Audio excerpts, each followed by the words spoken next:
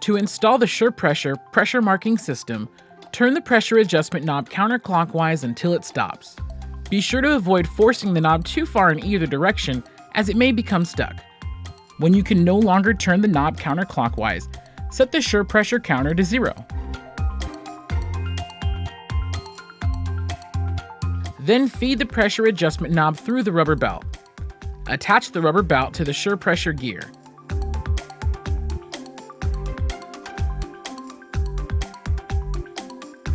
Align the small screw on the inside of the gear with the groove that's cut into the SurePressure counter post and slide that gear into place.